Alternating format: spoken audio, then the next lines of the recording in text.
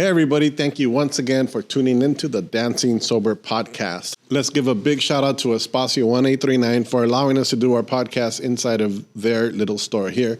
Don't forget to visit Espacio1839.com on the interwebs, or come visit them in person at 1839 East 1st Street over here in Boyle Heights. If you haven't yet, please subscribe and hit the like button. Thank you so much for following us. Let's get straight into it. This week, our guest is photographer Luis C. Garza. Hey everybody, welcome back to the Dancing Sober podcast, and today we have a longtime legend in photography, El Señor, the legend. So many legends on this show. Let's welcome Luis C. Garza. Orale, it's a pleasure to be here with you, Rafa, and I look forward to the conversation. I love listening to that voice just with the orale. It comes out so naturally, you know. It's like, I know that you've been saying that orale for a long time. Yeah, well, because kids say it now, they're like, orale. Yours was a solid, sweet, like, orale. Well, it starts when I got into L.A. in the 1960s, and I was parachuted into the Chicano movement, and wow. I was baptized in 1968. I was dropped into the Chicano movement by una camarada by the name of Ed Bonilla, who has passed away. Wow. I came out from New York City, where I was born and raised in the South Bronx. The South Bronx. 139th Street between St. Anne's and Brook Avenue, deep in the heart. So I floated out here after I got out of the service. Came out in '65 was the first time, and let's go back a little bit. I like to start with where were you born and like your childhood. Like we really like to know the people that come in here. Okay. Well, like I said, I was born and raised in 139th Street between St. Anne's and Brook Avenue. But mi familia comes out of Nava, Coahuila, Mexico, in the South Texas area. Okay. Garza on my father's side and Valdez on my mother's side. They both come out of a small town close to the frontera there by Piedras Negras. What do you think drove them to New York instead of the West Coast? It was the 1920s when the first family member, my uncle and aunt, mi tío y tía Isabel, and tío Laco, who had a little baby in their arms, and they came out of Galveston. They had been working different spots, you know, San Antonio, Brownsville, todo por la frontera y todo. You know, work was hard back then, especially for Mexicanos with the whole Texas Rangers and state attitude y todo eso. That continues to this day. Yeah. So my tío Laco got a letter from a friend of his who was living in New York, and in the letter it said, "Hay trabajo." You know, come on up. And he looked at his wife, Isabel, and said, pues vamos. So they took a coastal ferry out of Galveston, Texas. Wow. And there's an inboard channel pathway throughout the Gulf, around Florida, and then up into ocean water, into the port of New York. Wow. So it was 1922 cuando llegaron, con bolsas in hand, and, you know, with un chiquito, un baby, little Freddie. And they went to the apartment building, which was in 112th Street in Lexington Avenue in the Lower East Side. Yeah. It was the opening of The Godfather, Part 2. Wow. And it was todo italiano, you know? Yeah. And they give the letter to the supervisor, the superintendent. And he says, he just moved. He moved a couple of weeks ago. And they said, where? He said, I don't know. He said, but the apartment is available. And they go, we'll take it. Yeah. And that was the beginning of el movimiento de mi familia. The Garzas in New York. And Garzas en Valdez, you know. So poco a poco, you know, up a five-room, walk up, fifth floor walk-up, you know, caboose, you know. People in LA don't know about those walk-ups. No, they don't know. Man. And, you know, the chicken cages, basically, you know, five-story chicken cages crammed together. And that was the beginning of the family moving into New York, or parts of the family, because other parts went up to Chicago, and then other parts just stayed in Texas and Norte de Mexico. So that's the beginning. And my mother and father were young at that time, and they meet up in New York. Y se casaron. And 5 kids later, I'm the 5th one, January 13th, 1943. I just turned 80 years old. And I look back at all of that history, and te toca, Yeah. Te toca. Yeah. I just turned 50, and I've started to do that. So I can imagine at 80, I've started to look at the past in chunks of decades, and you once you accumulate decades, it's a different, you see things a little different. And I mean, just to think of looking at my childhood pictures recently, I was like, that's 50 years ago. That's a good chunk of history away. Yeah. 50 years ago to see my childhood pictures. So yeah, at 80, I could imagine been through some life stuff and some country stuff, some, political turmoil and everything. It's been a journey. Yeah. It's been a journey. So out of New York, my brothers and sisters were all born. There's 5 of us. There's only my sister is left between me and my sister. My other siblings have passed away. Mom and Pop, of course, have passed away. Pero I look back at all of that, and the connection to my photographic work makes more sense to me. So it becomes profound in terms of how fate, los dioses, mandan. When you don't even know where you're headed, where you're going, like a Rolling Stone, like Bob Dylan sings, ¿a dónde voy? ¿Cómo voy? ¿Dónde voy a llegar? You have no idea. And so coming out to L.A. In 65, a couple of weeks before the Watts Rebellion, opened up my eyes to the L.A. scene un poco. Let's go back a little bit. Did you go to school in New York? Yeah. You went to high school and then college? No, I never went to college. I was a high school dropout. Okay. I joined the Navy when I was 17. Oh, okay. So I did. And it was something that was common back then. Yeah. Right? I mean, even in my days, it was common to just leave school to go to work. Well, for me, it was to get out of the streets, and so the military was the option. Because, the streets of New York can get rough. And a lot of my camaradas at that time, some were not on so much of a righteous path, and so. But was it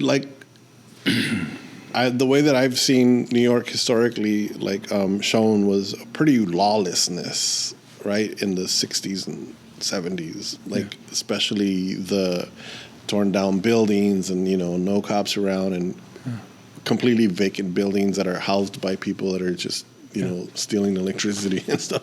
Yeah.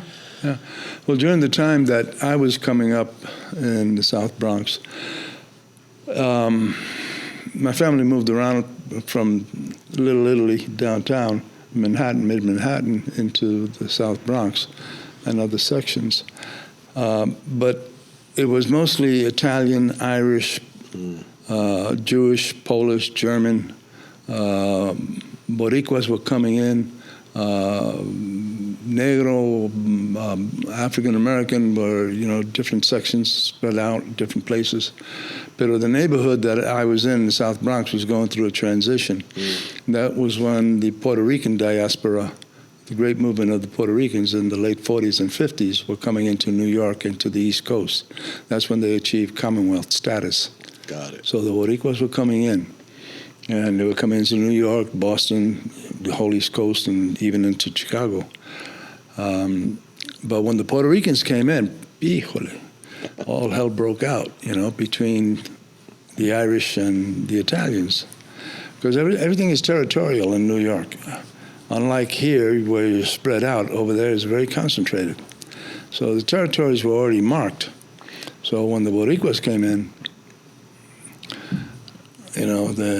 caused some ruffles, to say the least. To say the least, man. I mean, as a child, I used to just watch the battles wage back and forth, man. Yeah. Day and night, it was constant combat. It was tough, You grow up in an environment where you're seeing people being thrown over the rooftops, being shot, being stabbed, broad daylight. Police come in after the fact. After the fact, To sweep things up. Yeah, and it was rough. It was rough. It was a rough period of time as a child looking at all of that, but constantly, because the racial divisions in New York were very stark, very stark, because it's section by section. You know what neighborhood you were in by smelling the air. Or the music. Oh, the music, exactly, So, and that's very territorial, and you hold on to it. Each ethnic group holds on to it. It's balkanization, basically, and it's very racial.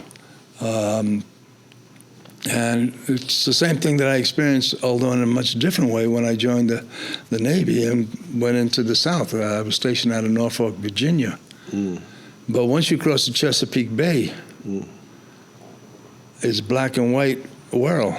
God. And segregation was still in effect, open segregation. I mean, you still have segregation, but back then it was open. That's the first time I encountered... It was the law back then. Yeah, it was the first time I encountered that kind of open apartheid.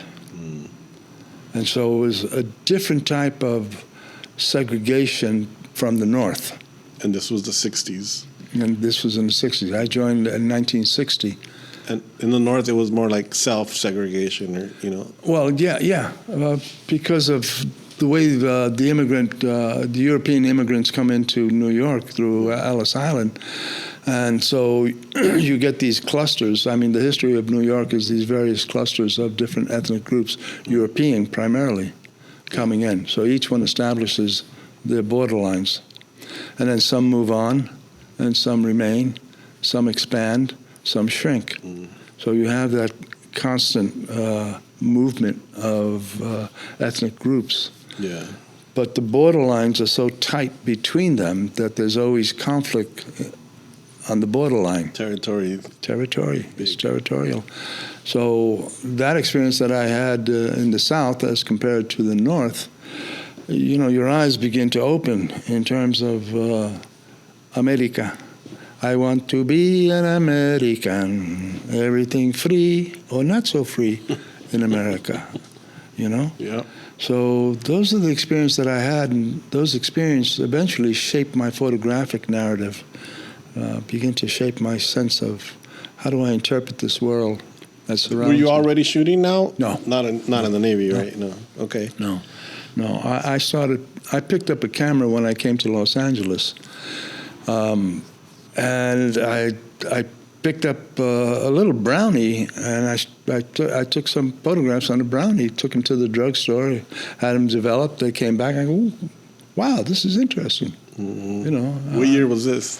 This was 1966, 67, thereabouts.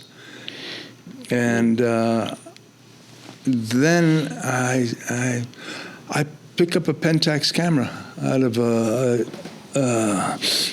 a shop, with a 135 mil lens, and I saw photographing, but I still don't have any direction. I still don't have any real focus. Just playing or picking up a hobby. Picking up as a hobby, and I'm going back and forth to New York where the family still is, and I'm coming back out to L.A.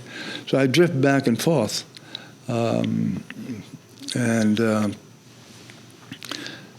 when I come back out to L.A., I'm going to LACC.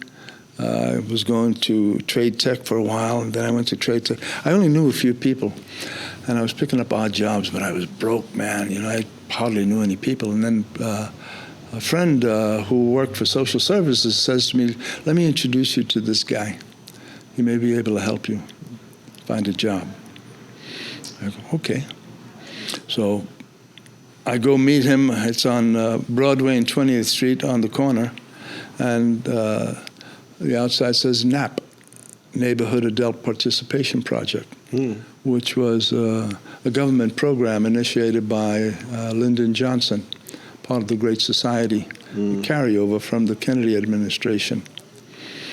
So I go in, and Ed is sitting across from me like you are. And Ed has got slicked back hair, shades, his goatee. He's a veterano. Uno de aquellos, you know. Yeah. And he looks at me and goes, so you're from New York? I go, yeah, I'm from New York. Yeah. Puerto Rican?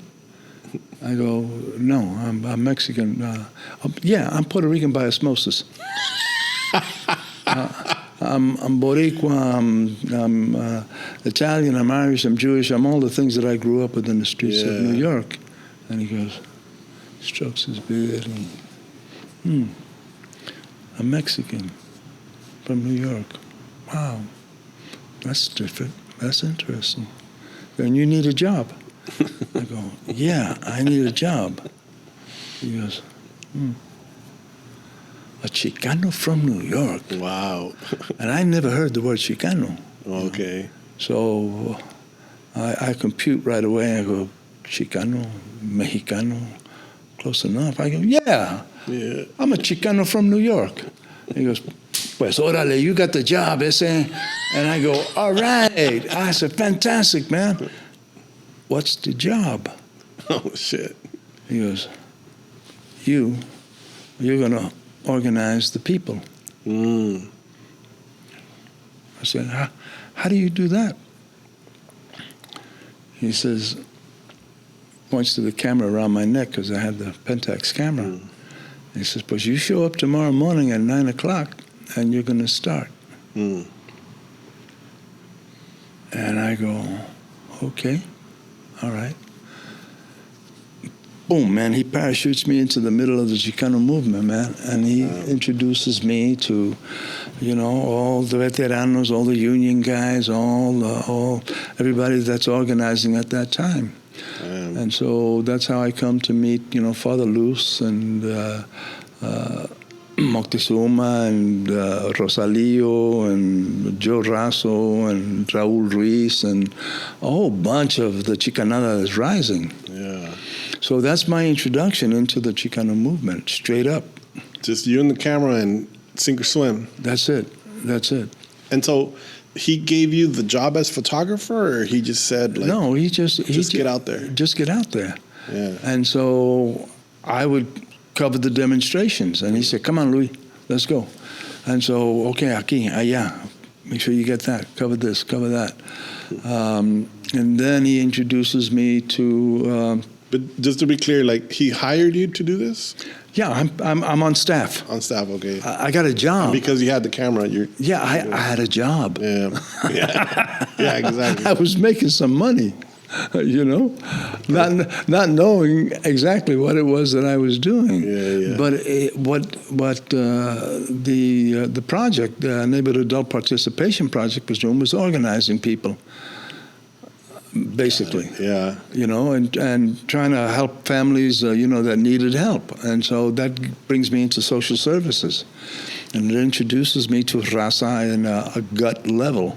You're in the front lines. I'm on the front lines, So I'm dealing with that, and then I'm beginning to cover demonstrations and such like that. So it begins to give me a focus for my photographic eye. Whereas before I didn't have purpose. Now I have purpose. Now I have to focus.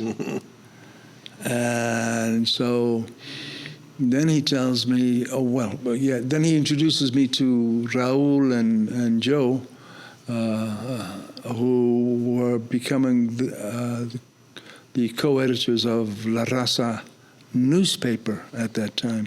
Eliseo Risco and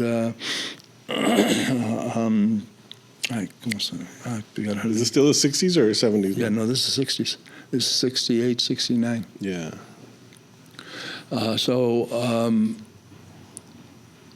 Eliseo is leaving. And so he's turning it over, and Joe and Raul merge as co-editors for La Raza newspaper. And then La Raza newspaper evolves into magazine. Mm-hmm. See, so I'm with them at that transition. Wow. So the newspaper starts in 1967, and the magazine folds in 1977. So it's a 10-year run. Wow. See? So then Ed says to me, "You want to go to college, Louis?" I go, "College?" I said, "Ed, man, I got a GED from the Navy, man. That's about it." He says, "Don't worry about it." He says, "You want to go?" I go, "Where?" He goes, "UCLA." I go, wow. I go, "UCLA?" I says, "That's a university, isn't it, on the west side of town?" He goes, "Yeah." I go, he says, "Upward Bound program. Chicano Studies is Campbell Hall. Black Studies, Asian Studies, wow. Indigenous Studies. Yeah. All of these programs are starting, and they're being centered in Campbell Hall, UCLA, which continues to this day." Yeah. Okay? So I go, yeah, sure. Why not? A la brava, you know. Yeah. You're covering the bill. Hey, I'm here. Let's go. Aquí estoy. No me voy. Yeah. So I go up and I fill out the applications, and I'm there with a whole bunch of other students, wannabe students, y todo eso, and I go through the process. And I become a student at UCLA. And then at UCLA, in Campbell Hall, I run into Moctezuma Esparza, who's a student there, and Mocte tells me, Louis, we're starting a program called Ethno-Communications. It's a third world student group at the Cinema and Theater Arts Department. Wow. And I go, and he says, well, you want to be part? Yeah. You want to be part of it? I go, yeah, sure, why not? You know. Wow. So I'm introduced then, and there was about a dozen others. So it's a whole bunch of third world students: Richard Wells, Danny Kwan, Brian Maeda, Kimmy Lou, and a whole bunch of people, man. There's about a dozen of us as the first generation. And so what did that entail? Like, well, it entails being given access to 16-millimeter cameras and Nagra sound recording systems, and more theory and hands-on with film making. Yeah. Wow. So that takes me then from still photography, which I continue to do, into 16-millimeter film. Yeah. And learning how to expand the story. Wow. From a still photograph to a moving photograph. Because you've also you've shot documentaries, right? Yes. That it evolves for me. And that experience there, after a couple of years, adds to my resume, adds to my bibliography. And so I'm at UCLA for a couple of years. And in between, hay cosas que pasan that are transformative. My father passes away in 1971. I go back to New York to bury him. I come back out to LA, and then a tall, lanky guy comes into the offices of La Raza after all the demonstrations have been going. Demonstrations were going on constantly. All the time, yeah. All the time, man. It was nonstop. I'm amazed looking back at how we were able to generate the heat and keep the pressure going and keep the people going. I mean, it was. And a lot of it was still like momentum from the civil rights movement. Exactly. So, I mean, it's all building up. Not just the Chicano movement, but all the civil rights movements it's together. A cultural transformation that's going on. Yeah. That happens. The women's movement, the black movement, the AIM, the Asian movement, every movement conceivable is going on, but it's also worldwide. Yeah. You start looking around, you start paying attention to the larger story. You start dealing with the macro into your micro, and you're looking at the connections between the two. Yeah. And so it's the educational process that you're going through, and you're absorbing this, and you're trying to translate it. And so we did that within the magazine. So we go from a 12-page newspaper to a 60 to 90-page magazine. Yeah. And the magazine then we go from local on the newspaper into regional, into national, into hemispheric. Wow. With stories. So you begin to see and read the counter-narrative. But within the magazine, you also draw in and you meet artistas, educators, artists, writers, poets. All of that is an outlet within La Raza magazine, which is what made La Raza the voice that it became. It became the voice of the Chicano political movement here in Los Angeles. I saw your show at the Autry. The Autry, yes. The La Raza exhibition. The Raza exhibition was amazing. I remember coming out of there a little transformed because I knew I had heard of the magazine, but I did not know the extent of archive it had. Yeah. And being like face to face with that amount of photography and interviews and just information and political information. Yeah, just it was heavy. That was a lot of heaviness that you guys are going through and documenting. Well, that as co-curator of that exhibition and as the tip of the spear in pulling it together was also una novela. We'll see. Híjole. I mean, when you're dealing with institutes and curators and raza, artists and raza, and it's a lot of hands, balancing act, yeah. And so, I mean, well, you go back before that, a decade before that, which is the Siqueiros exhibition. Siqueiros in Los Angeles, Censorship Defied, which I did with Melissa Richardson Banks, who was a producer and my representative and co-partner in all of these efforts. The Texas Tornado, yeah, I mean, she's dynamic, she's wonderful, she's CauseConnect.org. Man, she's someone to know. And we didn't know each other until we met when I came back from my journey to Budapest, Hungary, and Russia, and where I photographed Siqueiros, David Alfaro Siqueiros, the Mexican muralist of Los Tres Grandes, Orozco, Rivera, Siqueiros. Yeah. But tripping back, just keep the timeline. I come back from abroad, and I'm still broke, and I'm tired of school. I don't have the patience for the school system. For me, it's always been OJT, on-the-job training. You know, that's where I get my chops. Yeah. And they don't teach that in school. You gotta be in the trenches. You gotta be out there doing it. And so I get back and I drop out from UCLA and I'm out going to the studios looking for work y todo eso. And as a photographer, a lab assistant, photographic assistant, whatever, anything that deals with photography.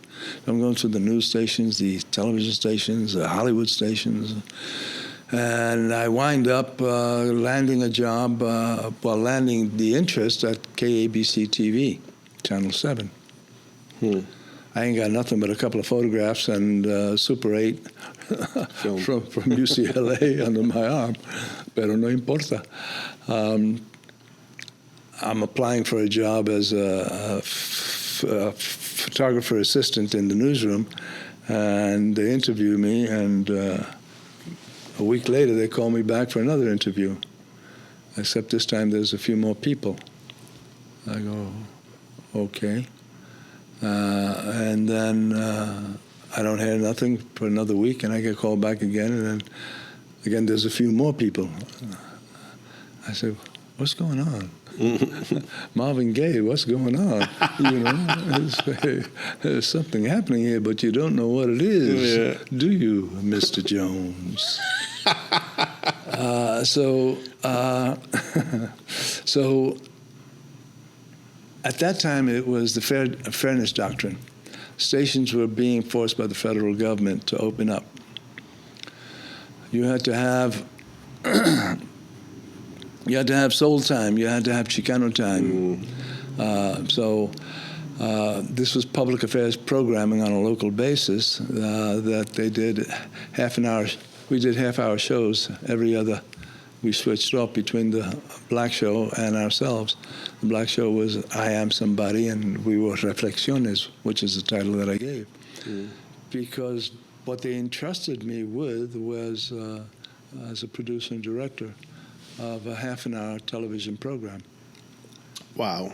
Exactly. This kid from New York came over here with no focus, no direction, and yeah, that's awesome. Yeah. And so it's all clicking in. Yeah. You know, and I'm just saying, okay. All right, let me. Let's do it. Yeah. Let's do it. So OJT, man. Let's do it. So I put a team together. You know, so I get out of UCLA, I pull in Susan Racho. And Susan Racho is, you know, she's not chingona, man. You know, she becomes a producer. And then there's David Garcia on camera, between him and myself on camera. David has passed away. And then there's Tony Rodriguez, Puerto Rican Tony out of New York, who was the writer. And Carlos Quintero, who was the gaffer all around, whatever, to back us all up, you know. And so we begin to put programming together. Wow. But in doing that, that's where I learned further storytelling. How do you tell a story within X amount of time? And what is the storyline?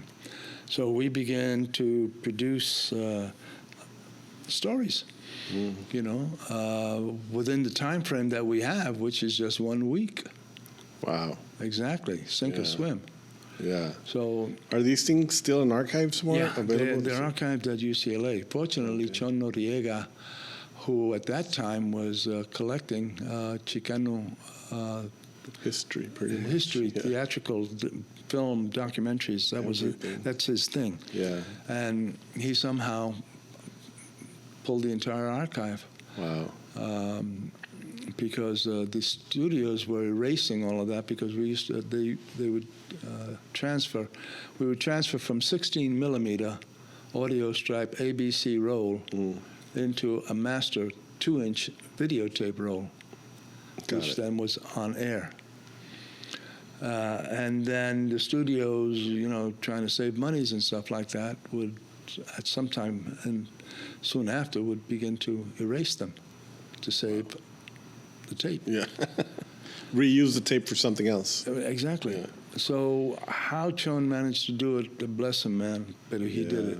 I was doing it out of pocket, and I was doing 3/4-inch transfers on a few of them, but he did the whole thing. Yeah. So it's over at UCLA. But that experience of putting together documentary shows on a variety of subjects, culture, art, politics, the war in Vietnam, Boricuas in New York, Cesar Chavez, Proposition 22, danza, folklorico, you know, whatever the issues were, you know, we put it together. So you dove in. You know, it was 24/7 is what it was. It was just 24/7. It was intense. just intense. And I did that for about shooting, editing, writing, shooting, exactly, editing, writing. Man. You're sitting in the bar in the middle of the night, man. You're drinking tequilas and rum. Okay, what's the next show, guys? What do we do next? I don't know, man. But you come up with it, and you're doing it. So if you got one, there's something magical about shows like that it drives you. Yeah. So if you manage to get 1 or 2 shows out of 5 that had substance, you were doing good. Yeah. Because the pace was so intense, Got it. And but we did some good things. We did Flores Magón. We did Cesar Chavez. We did Moricuas in New York and the Young Lords and the Independista movement and a number of issues that affected us here in L.A. And so that was a training ground, and it was a wonderful training ground because it gave me, again, furthered my sense of storytelling, composition, focus, thematic, straight line, themes, how to say in a maximum way with a limited amount of time and a limited budget. That's the one thing about Raza. I mean, you do what you can with what you got. Yep. Make it work. Tortillas, man, just make it work, And so we made it work. And then I started doing some independent television work for other stations también. And, then I went into theater. I was going to ask you that. How did you end up on the Zoot Zoot production or at the Mark Taper Forum, which I'm a huge fan of? I've been following the Mark Taper Forum for years. And, how did that happen? I mean, wow. Wow. Well, it happened because of my meeting a woman who transformed my life, became my mentor, Margot Albert, who was married to Eddie Albert of Green Acres. Oh, okay. But Margot is Mexican. It's the place to be, I heard. But Margot is Mexicana hasta los copetes. She went by the title of Margot. If you Google or Wikipedia Margot, you'll see her credits. Long history. Yeah. So she was connected into the Hollywood community and to the theater community. And she worked with the Mark Taper Forum, Gordon Davidson, who was alive at that time, who was the director of the Mark Taper. And they were doing a New American Plays, which Luis Valdez Zoot was a part of. There were 10, I believe, 10 or 12 New American Plays that they were bringing on stage. And it was like a short run per play. But Zoot turned out to be the standout because it brought into the Mark Taper an audience that they had never seen before, because they usually relied on a West Side subscription-based audience. Yeah. Okay? Pero Zoot brought out Raza. And that was something that they said, okay, we're going to do a second run. And on the second run is when Margot, who was a board member and an advisor on the Mark Taper, recommended to Gordon Davidson and Luis Valdez and a few others, Phil Esparza, Luis Garza, to work with audience development. A whole new chamba. Yep, and a different title and a different, kind of a different industry. I mean, it's entertainment still, but this is theater. Which is not ABC. So it brought me into a whole other. Wow. And so that was 24/7 also. Yeah. So I worked on the second production of it up until then it transfers over to the Aquarius, and I still working with them until its demise at the end of it. And that experience opens me up. That's where I meet Eddie Olmos and all the other actors and performers and people who worked on Zoot Suit. Not to eliminate all their names, but Yeah, of course. It's an incredible cast of Yeah, people. the entire cast. All I will say is gracias, Yes. cast of Zoot Suit, okay? Yes. The first and second, because the first one went to New York, and then we had to renew and re-energize the L.A. cast. Wow. And so I stick in L.A. while they go to New York. And so I'm working with management and running and attending to the needs of the play. Wow. So again, that gives you a deeper experience. But it's Margot Albert who is my mentor, who begins to transform me, begins to give me an insight into a whole other world. And Margot would open up doors because everybody was coming to her to do television shows or this production or to do festivals and all that. And she would say, Luisito, come over here. She says, okay, we got a production here. I go, okay, what's the production? She'd tell me what the production was. I go, okay. She says, okay, you're going to produce it. I go, okay. Wow. How much does it pay? She says, nothing. I go, I need something. She says, you'll get something out of it, pero we got to do it. Wow. I go, we got to do it? She goes, yes. I goes, and then she say, ay, Luisito, you know I can't do this without you. Te necesito. I go, ay, Margot, it's gelt, not guilt. Gelt. Gelt, you know what gelt is? It's Yiddish? Yiddish for money. Oh, okay. I say, I love that. I need gelt, not guilt. Oh, I love that. I never heard that before. Well, it's an original. I love it. And she looked at me, she said, we're going to do it. I go, okay, all right. We're gonna. And so that's how I worked with Margot. Yeah. And we do it. And then Plaza de la Raza, she got me involved with Plaza because she's the madrina of Plaza de la Raza. If it wasn't for Margot and the Albert family, there would be no Plaza de la Raza. Wow. That's fact. Yeah. So Margot pulls together all those forces, Frank Lopez, Ana Lopez, Esteban Torres, Ed Bonilla, and a whole cast and crew of Union people and West Side people to create Plaza de la Raza. And that's how Plaza de la Raza gets born. Wow. And becomes what it is, because her vision was to create an arts institution. Wow. That teaches the arts. Yeah. So when you look at Plaza de la Raza, it's a multidisciplinary. That's why they have a theater. That's why they have dance. That's why they have music. And all of that. Entonces, my involvement gets deeper with Margot in doing that. Wow. So all of these experiences add up to me 80 years later. Wow. You see? That's I mean, it's interesting to try to put it all within 1 hour, but man, that's a ton of work.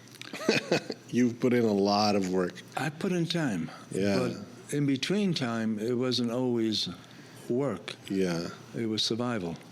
Let's talk about what you're doing now, which is exhibiting some of these photos that you took in the 60s. Yeah. Right?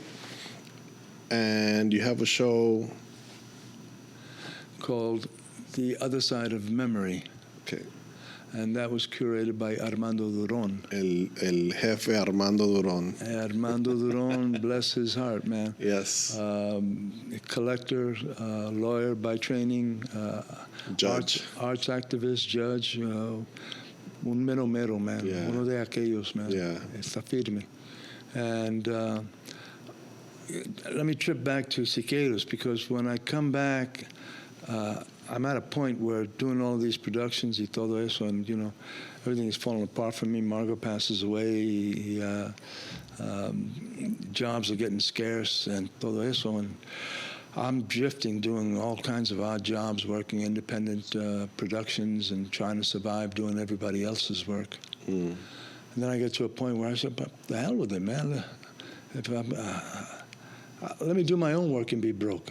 Yeah. You know, so I love that too. So I go to a Christmas party over at Frank Romero's art studio space, over here in Dogtown. And I meet up with Richard and Frank, and I show Frank and Richard my photographs of cicadas, which were 11 by 14s that I had printed. And they look at that, and Frank says, let's do a trade. I go,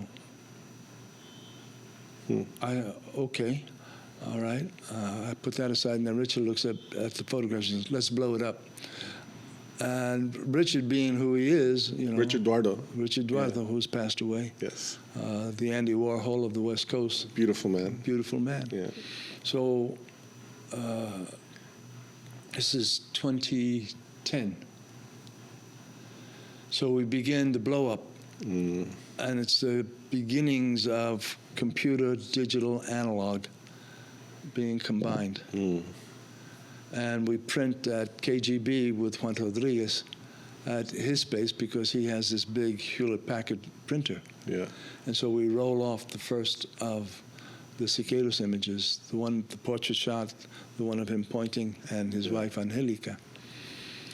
And so, I managed to sell a few of them, but people always ask me the backstory. And they say, where'd you take this? I go, Budapest, Hungary. What year? 71. Well, what the chinga were you doing in Budapest, Hungary in 1971? Yep. And so I start telling them the novela, or the capítulo of the novela. and they say, have you written this down? I go, no, I haven't. They said, well, you better start. And so I began to start jotting notes down, and I'm thankful again to Margot, who taught me the discipline of writing, because we used to do theatrical little sub plays that we used to do as training, to find my voice. So she used to say, Luisito, we all know you're from New York, but it's walking, talking, color, November. No walking and talking? Yeah, exactly. What do you mean? What are you talking about? She says, that's what I'm talking about, Luisito. It's talking. Okay. Okay. She wanted your theater diction to be proper. You have to have diction, Luisito, if you want to be an actor, a director, a writer, or you want to circulate within. She says, you got to know when to use the accent, you got to know when to drop them. Interesting. It's like you got to know when to fold them, you got to know when to play them, or when to hold them, same thing. I go, okay, cow now, brown cow. I saw black blood, black blood. I love that. I'm going through all I'm refining myself. Yeah. I'm polishing myself. All the rough edges of a South Bronx kid, man. Wow. And I'm so thankful to have people in my life like that, who took the time. Ed Bonilla, Margot, Mr. Oshima, What did they call that school back in the days? You went to etiquette school? Etiquette school. Yeah, exactly, Pero, I learned, because the one thing that New York was survival. Yeah. Because I was a chameleon in New York. Yeah. Being Mexicano in New York, which I wore it proudly. My family was Mexicano to the core. Inside the house, it was Mexicano. Outside, it was whatever it was. But I never lost my sense of being Mexican. Yeah. Teniendo el orgullo de ser mexicano, as my father would teach me. Yeah. I never lost that. I was always proud of that. And I carried that with me in the streets of New York. Yeah. I said, well, wait a minute, I'm special. Ain't no other Mexicans around, man. I said, got to be special. That still didn't keep me from running and getting my ass kicked, but, I mean, it's tough hanging out with Italians and Irish and all of those neighborhoods. I want to bring this up before we run out of time. Tell us about your book a little bit. The Other Side of Memory evolves out of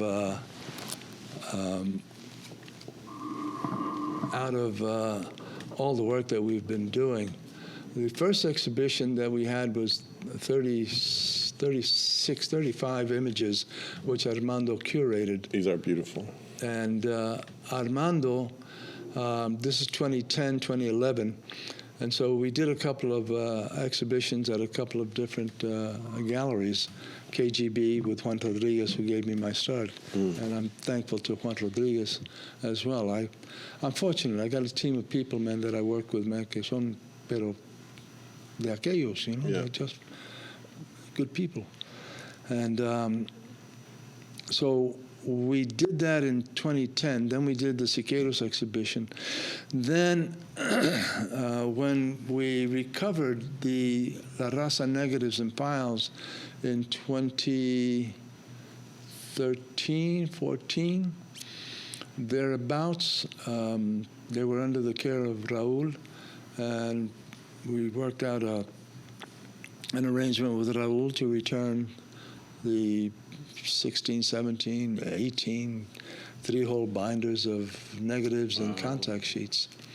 And we laid them out on long tables, and we started looking at it, and we said, damn, we got something here. That had to be so much fun for a photographer to, you know, get to look back and get to re-edit.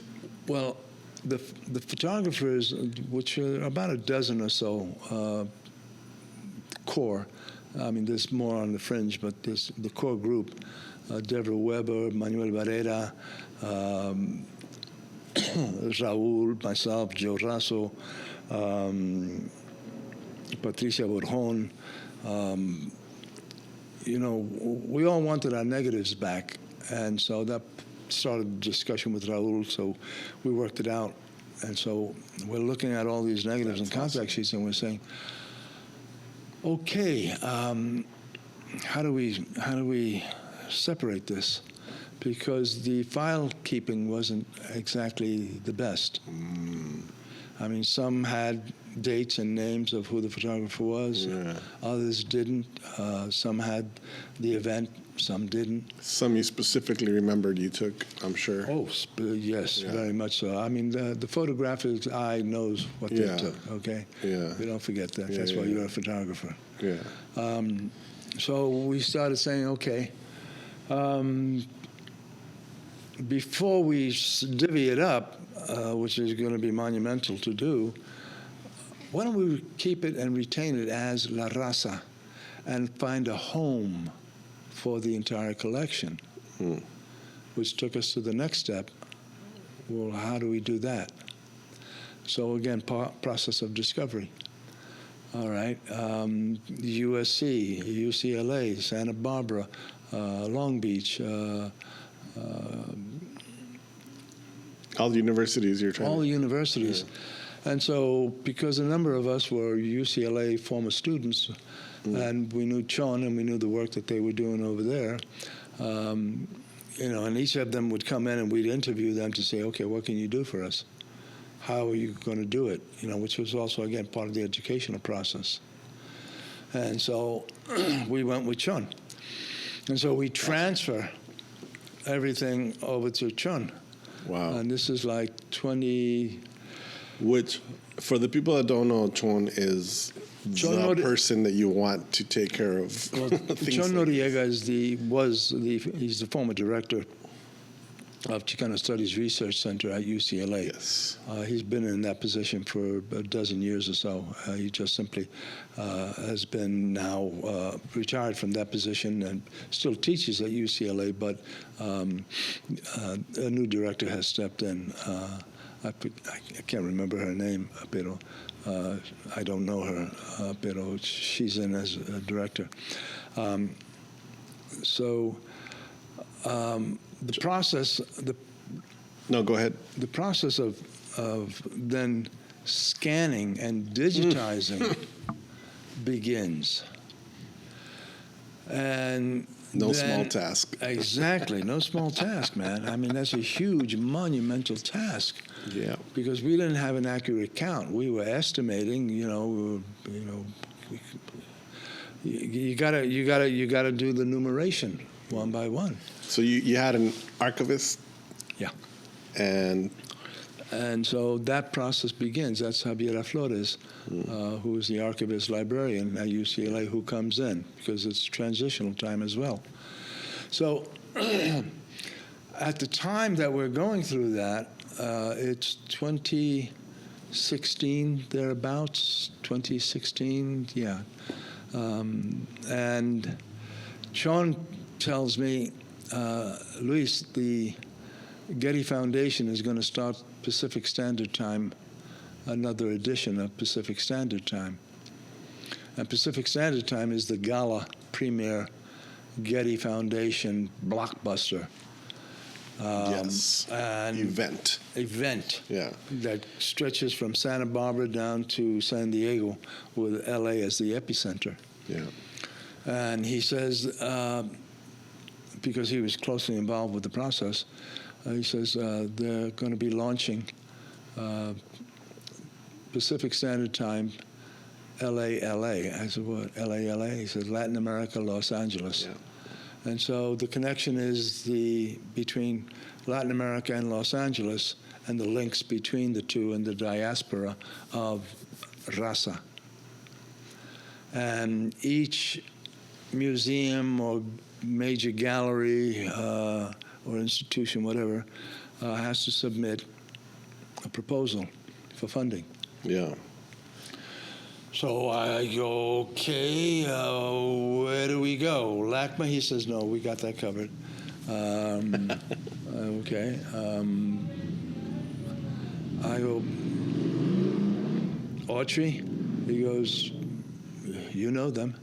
And he knows them too. I go, okay, let me give a call to the Autry. The Autry is going through a transition as well because they get a new director, Rick West Jr., who comes in from the Smithsonian.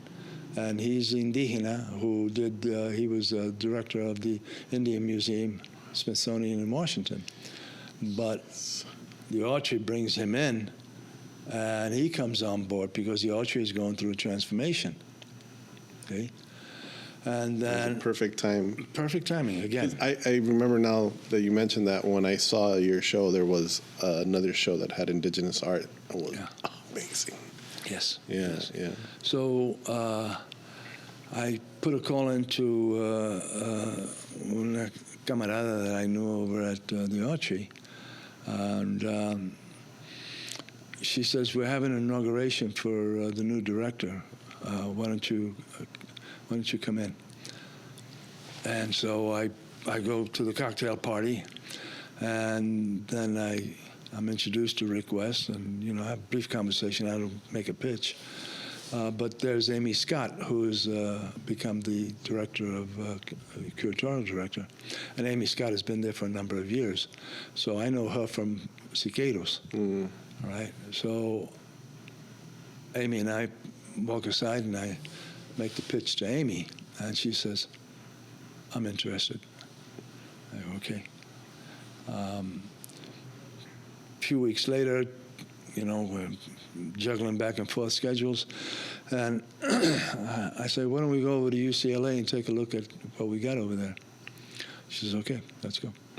So we go over to UCLA, and Chun pulls out the files of La Raza newspapers and magazines. He pulls out some of the contact sheets and negatives that we're beginning to work on. We're just beginning. And Amy just looks at it and says, okay. Yeah. She goes back to the Autry, talks to Rick West. We're in. Damn. We want it. I go, all right. Fantastic. Yeah. She says, we're going to run till February of next year. I go, February. So you mean, so I'm thinking to myself, 3, 4, 5-month run. Yeah, okay, that's good. She says, no, we're going to run it from September the 16th to February, a year after. More than a year after. A year and a half later. Yeah. That ran for a good time. I go, what? Yeah. And she says, yeah. So that's it. We submit the proposal. The Getty funds it.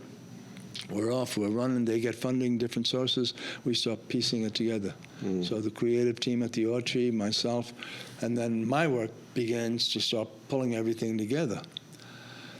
So no one within my fellow colleagues who are dispersed all over the place have production experience, not of this magnitude. So I become the point person. I start putting it together. I start pulling people together. I start making calls. Where's so-and-so? They're in Nueva Mexico. They're in Colorado. They've passed away. They're senile. They're whatever. Yeah. I go, okay. So I start piecing it together. I start bringing people together. I said, look, we have the opportunity to relaunch La Raza digital, international. Wow. Yeah. I says, instead of the 5,000 or 10,000 issues we used to print up and just used to pass out, for $1 a copy, I said, now we can do it digitally. Wow. In a museum. It's going to run for a year and a half. I had to convince a number of my colleagues that this was, in fact, true. And that for the first time, they got the recognition that they never got before. Outside of a little byline inside of La Raza, tucked away in 12-inch type. Yeah. So the exhibition becomes a major hit. It's the King Tut of Chicano photography. Yeah. It's a transformation of the sense of Chicano photography in a manner that had never been seen before. And a size that had never been seen before. Exactly. It's epic. So it winds up that there's over 40,000 negatives, contact sheets. Wow. We got negatives, but we don't have contact sheets. We got contact sheets, but we don't have negatives. We're piecing it together. We're sorting through it, and at the same time, we're scanning and digitizing. And then Susan Narduli, genius that she is brought in by one of the Archie staff people, who's a computer whiz genius, and she comes up with the computer models. Those two tables that hold. Oh yeah, you had the tables where you could interact and exactly and an interactive table, computer table, touch screen, and so all the information that's pouring in from us, from people, from they're writing in on notes and slips. We're beginning to identify, and as the show is on, we're adding to. We opened up the show with about 10,000 inside the computer system, and by the time we finished, a year and a half later, the entire collection was in there. Wow. And so that process begins to identify, begins to give that sense of history of not only us here in Los Angeles, but throughout the country, throughout the Southwest, because the international scope of the exhibition was something that the Archery had never experienced, or we had never experienced. Wow. We got international coverage. We got media coverage that has never been seen before. Yeah. Wow. Everybody got their due. Yeah. Well deserved. Well deserved. Yeah. Despite all of the, pues yo no quiero hablar con él porque ya me fregó. I said, it's 50 years later. Come on, man. Lighten up. Yeah. I said, but no, well, you tell him. I said, no, I ain't going to tell him. So you had to be also the peacemaker. También. Yeah. No, man. Híjole. And then there are people Oh, my God. I can imagine those calls because, the OGs from back then with the way they used to fight. Exactly. And then I had people who wouldn't talk to me. I go, okay, pues no me hablas. Yeah. I'll go around you. Yeah. But the train is leaving. Yeah. You want to be a part of it or no? Yeah. Because it's happening. Wow. So we pulled it together. Yeah. And it wasn't a la brava. Part of it was, pero the other part was just hardcore putting it together with creative teamwork and people and talented people on all sides. From UCLA to the Archery to my colegas, La Raza, and to all those people who were involved. And the Getty was, It was literally amazing for me to see. Just you can see the amount of work that went into it. It was a massive production. Yeah. I mean, I'm saying this from the outside. I'm sure you know. So, but yes, just the number of magazines, the number of images, the digital stuff, all the walls this way, all the wall. It just kept going. I was really blown away by that. We covered all the various areas of impact, from just raza and portraiture, to the walkouts, the photojournalism, to demonstrations and in general, immigration, migration, police surveillance. All of those things were in there, which made the show so dynamic. And so it had that impact. We had people coming in. Over 250,000 people came in over that year and a half, walked in. Yep. And then how many countless thousands of others through the internet and the international coverage. So we had an impact. And that raised the level of recognition and awareness of raza in a whole other manner that has not been seen before. A number of the other exhibitions did likewise. But there were only a handful that dealt with raza al puro. Got it. And photographically, there was only one or two other exhibitions that dealt with photographic work. Ours was the premiere.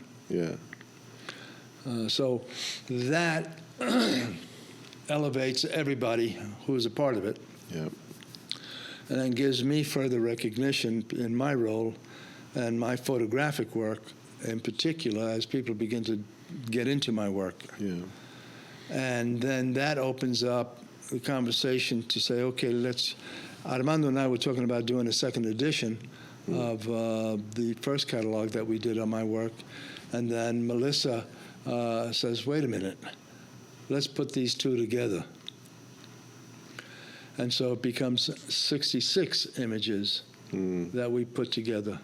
That becomes the other side of memory. And that becomes the opening at the Riverside Art Museum a number of months ago. So that brings you up current. And then Melissa now working towards traveling. Is the show at the Riverside still up? No. It's not up yet. That closed. Another magnificent show. That was beautiful.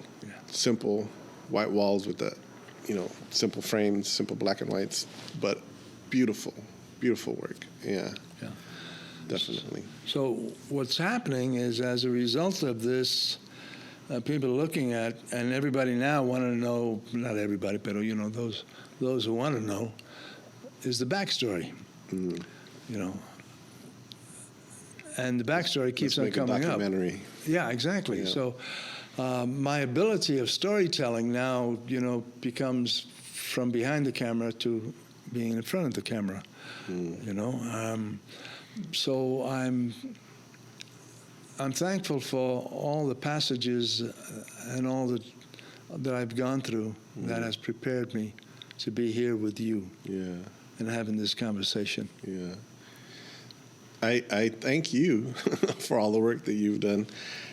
I hope that when I'm 80, I have still the same amount of mental clarity and just ability to continue to work as you have, as you display in just everything that you're still doing. I'm very impressed. Like it's amazing. It ain't over, man. I'm enjoying myself. I'm having a good time. Yes, you should. I'm working with a team of people, that me da vida.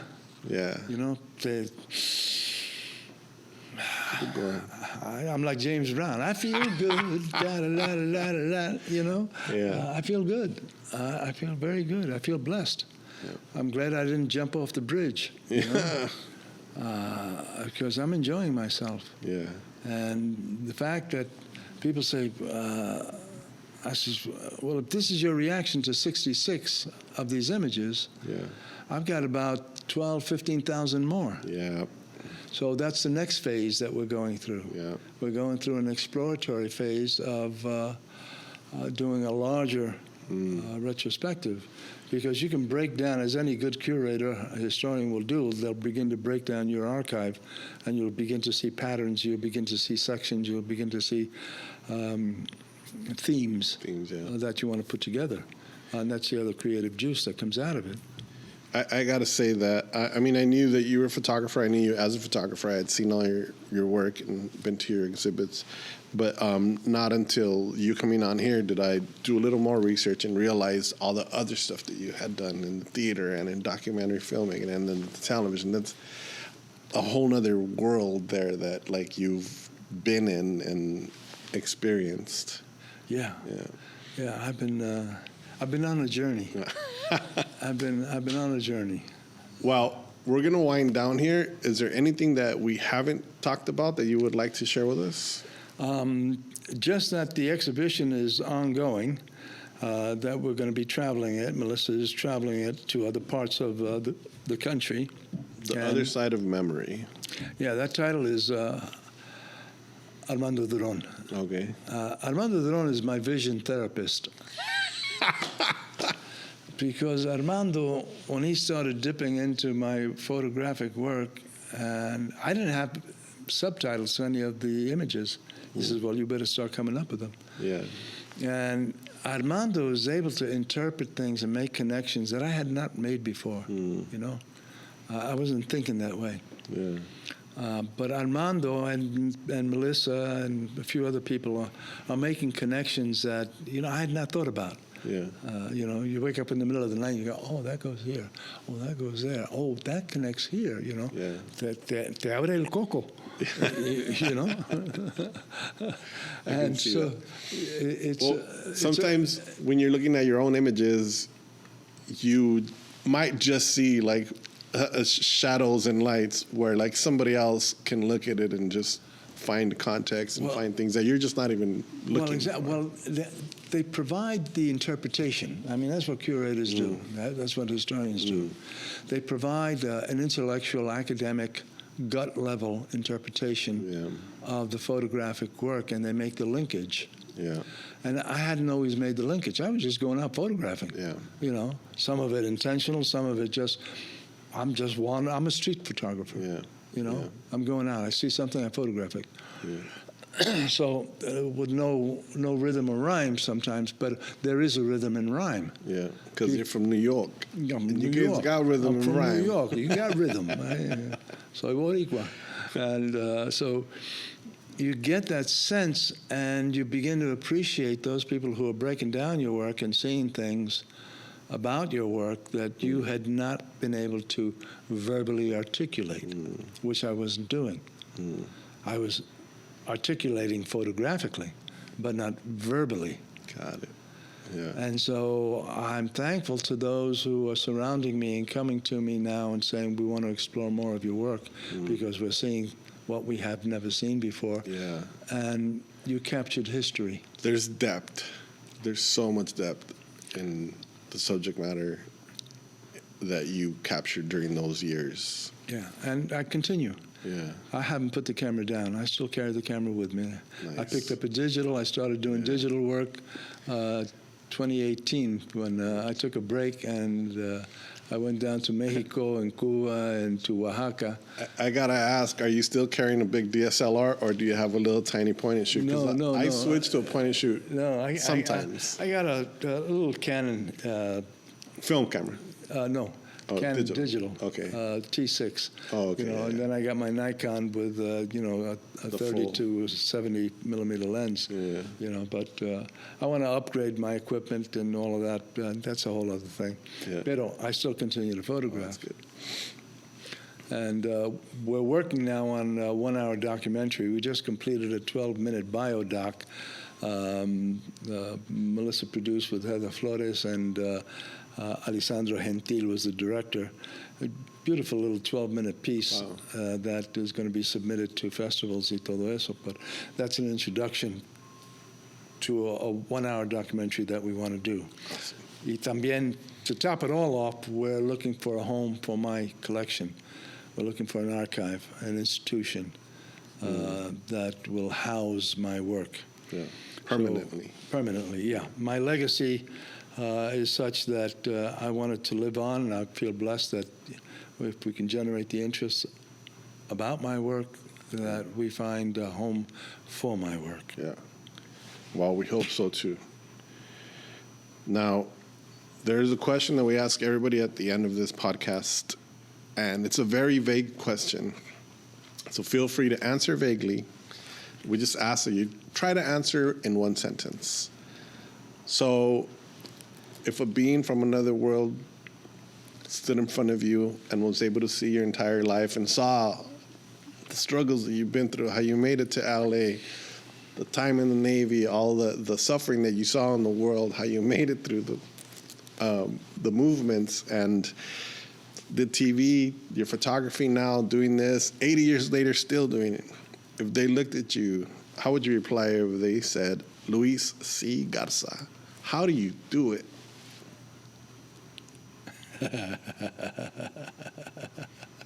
A huevo.